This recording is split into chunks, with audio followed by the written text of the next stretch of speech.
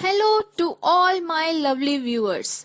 I, Hiteshi, welcome you all to your own channel, Explorer on the Way. So let's get deep into our minds to pull out the best in us. With that said, without any further delay, let's see what we are up to today. अब तक हम NCERT exercise 1.3 के questions 1 to 5 कर चुके हैं. इस video में हम रिमेनिंग क्वेश्चंस यानी कि क्वेश्चंस 6 to 9 भी कंप्लीट कर लेंगे. तो चलिए शुरू करते हैं. Question number 6. Look at several examples of rational numbers in the form p by q not equals to 0 where p and q are integers with no common factors other than 1 and having terminating decimal representations or expansions. Can you guess what property q must satisfy? तो इस question में कैसे rational numbers की बात की गई है जो कि p by q की फॉर्म में है, जहां पर q is not equals to 0, p and q are integers with no common factor other than 1. मतलब कि p और q इंटीजर्स हैं. और कैसे इंटीजर्स हैं? ऐसे इंटीजर्स जिनमें कोई भी कॉमन फैक्टर नहीं है except 1, with no common factor other than 1. और p by q की डेसिमल एक्सपेंशन कैसी दी गई है? Terminating decimal expansion. Terminating decimal expansion. अब हमसे पूछा गया है कि ये सारी कंडीशन सेटिस्फाई होने के लिए Q क्या प्रॉपर्टी सेटिस्फाई करेगा. तो क्या प्रॉपर्टी सेटिस्फाई करेगा वो समझने के लिए हम पहले कुछ एग्जांपल्स कंसीडर कर लेते हैं. फर्स्ट एग्जांपल हम ले लेते हैं 2/5. अगर इसकी हम डेसिमल एक्सपेंशन लिखें तो क्या आ जाएगी? 0.4. ऐसे ही 5/2 की क्या हो जाएगी? 2.5. 3/10 की 0.3. 1/3 की 0.3 बार. और 2/7 की डेसिमल एक्सपेंशन क्या हो जाएगी? 0.285714 बार. यही होगी. तो अब हमें कैसे डेसिमल एक्सपेंशंस का देखना है? टर्मिनेटिंग डेसिमल एक्सपेंशन के लिए. अब फर्स्ट 3 एग्जांपल्स में तो टर्मिनेटिंग आ गई, बट जो बाकी 2 एग्जांपल्स हैं उनमें कैसे आ रही है? Non terminating repeating decimal expansion. तो पहले हम इनमें ही एक चीज नोटिस करते हैं कि ये जो फर्स्ट 3 एग्जांपल्स हैं जिनके डेसिमल एक्सपेंशंस टर्मिनेटिंग है, उसमें क्यू क्या है? फर्स्ट एग्जांपल में 5 है, सेकंड में क्यू क्या है? 2, और थर्ड एग्जांपल में क्या है? क्यू 10. तो यहाँ पे क्या हुआ कि यहाँ पे तो 5 आया, यहाँ पे 2 आया. अब 10 को हम कैसे लिख सकते हैं? 2 into 5 लिख सकते हैं. तो मतलब क्या है कि फर्स्ट एग्जांपल में जो q है उसमें क्या है? पावर ऑफ 5 है, सेकंड में पावर ऑफ 2 है, और जो थर्ड एग्जांपल में q है वो क्या है? Power of 2 and 5 both. यही हो रहा है ना. और यहाँ 1/3 में हमने क्या लिया है? q की वैल्यू 3 और यहाँ पे 7. तो मतलब हमें ये पता चला कि Q क्या प्रॉपर्टी सेटिस्फाई करेगा कि Q का जब हम प्राइम फैक्टराइजेशन करेंगे तो उसमें या तो पावर्स ऑफ 2 होनी चाहिए या पावर्स ऑफ 5 या फिर पावर्स ऑफ 2 and 5 बोथ. क्योंकि उसके अलावा कोई भी नंबर आएगा तो हमें टर्मिनेटिंग डेसिमल एक्सपेंशन नहीं मिलेगा. तो हम क्या लिखेंगे?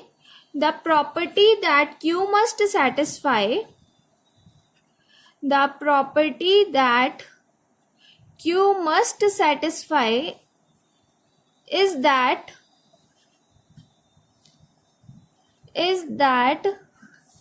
the prime factorization of Q, the prime factorization of Q should only have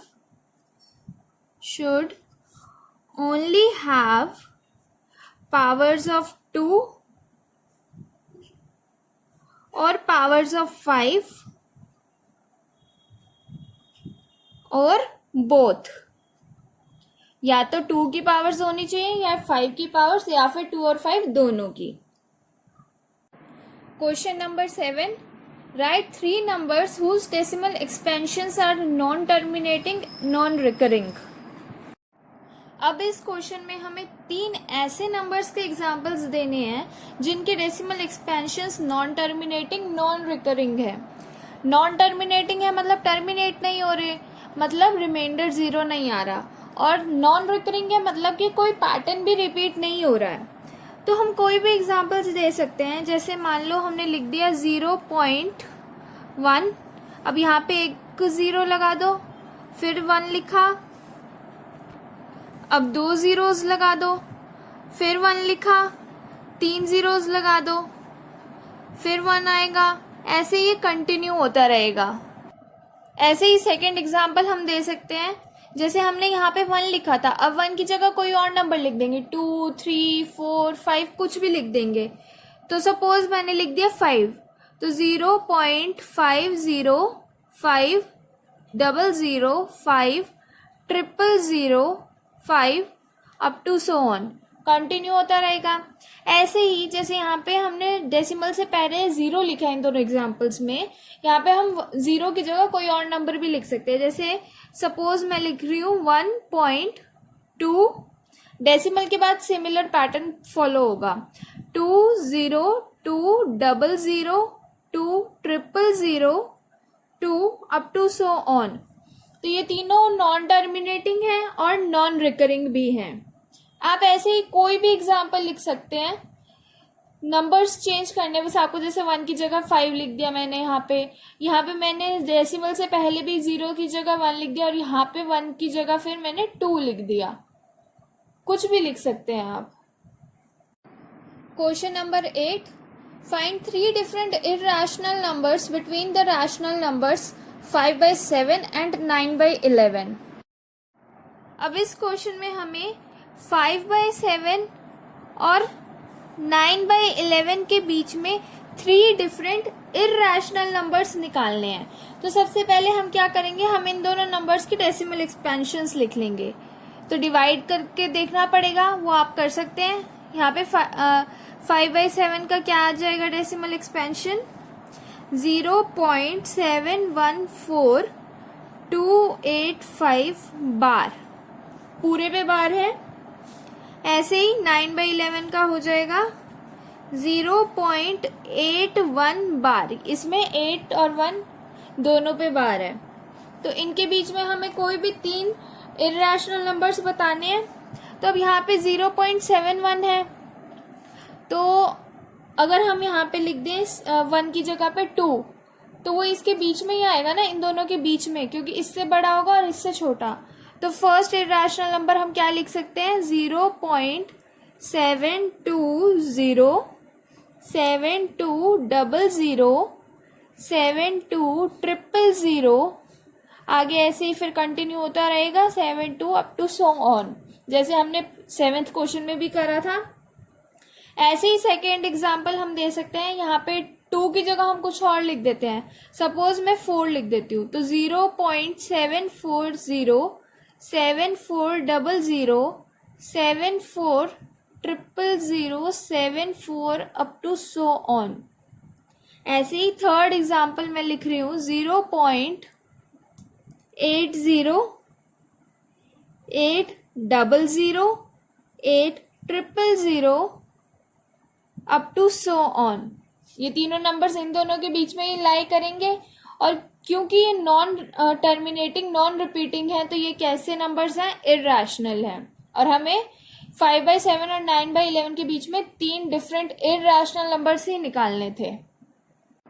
question number 9, classify the following numbers as rational और इरैशनल. फर्स्ट पार्ट है √23. अब ये रैशनल है या इरैशनल, ये हम कैसे बताएंगे. फर्स्ट मेथड है कि हम इसका स्क्वायर रूट निकाल लें. तो वो कैसा आएगा, नॉन टर्मिनेटिंग, नॉन रिपीटिंग आएगा. और हमें पता है non terminating, non repeating decimal expansion किसका होता है, इरैशनल नंबर्स का. या फिर एक और मेथड भी है, हमने पढ़ा था कि √n, अगर हम कोई नंबर लेते हैं √n और n परफेक्ट स्क्वायर नहीं है, अगर n परफेक्ट स्क्वायर नहीं है, परफेक्ट स्क्वायर नहीं है। तो रूट n कैसा नंबर होता है? इर्रेशनल, ये हमें पता है। तो यहाँ पे n की वैल्यू क्या है? 23, और 23 परफेक्ट स्क्वायर नहीं है। तो इस रिजल्ट को यूज करके भी हमें यही पता चल रहा है कि रूट 23 कैसा होगा? इर्रेशनल होगा। या तो आप ऐसे कर सकते हैं इस रिजल्ट को यूज करके, या फिर आप इसका स्क्वायर रूट निकाल सकते हैं। दोनों ही मेथड सही हैं। अब सेकंड पार्ट है रूट 225। अब 225 परफेक्ट स्क्वायर है, किसका स्क्वायर होता है? 15 का। मतलब रूट 225 की वैल्यू क्या आ गई? 15।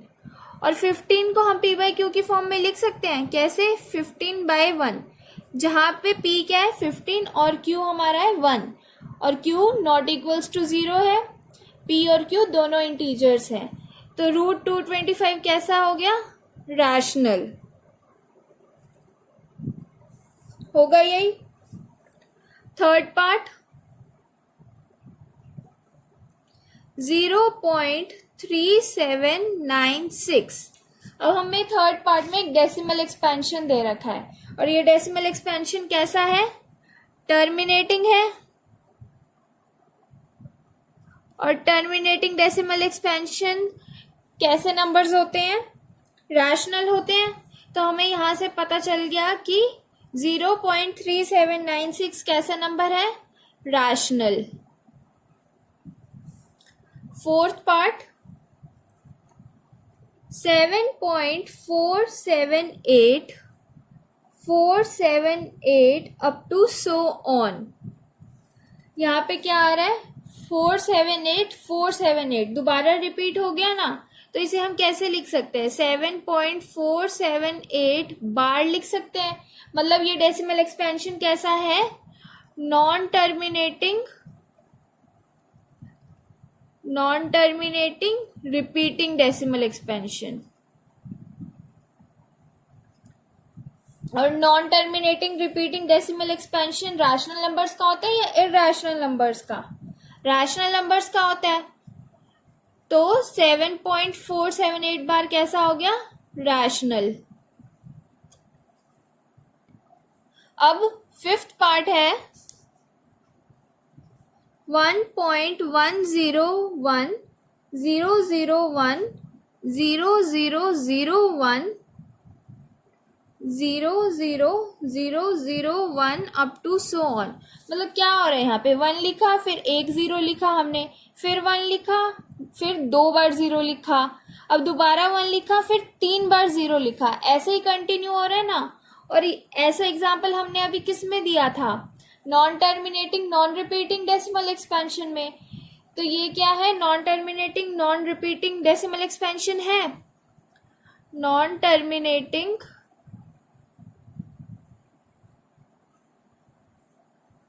नॉन रिपीटिंग, या फिर हम कह सकते हैं नॉन रिकरिंग, कुछ भी लिख सकते हैं। Non terminating non repeating decimal expansion है। और non terminating non repeating decimal expansion कैसे नंबर्स का होता है? इरैशनल्स का। तो ये नंबर क्या हो गया? Irrational. Thank you so much for watching this video. अगर आपको मेरी ये वीडियो पसंद आई हो तो प्लीज लाइक करें, शेयर करें और मेरे चैनल को भी सब्सक्राइब करना ना भूलें, ताकि मैं ऐसे ही आपके लिए नई नई वीडियोस लाती रहूं। एंड प्लीज कमेंट्स में अपना फीडबैक जरूर दें। सी यू नेक्स्ट टाइम।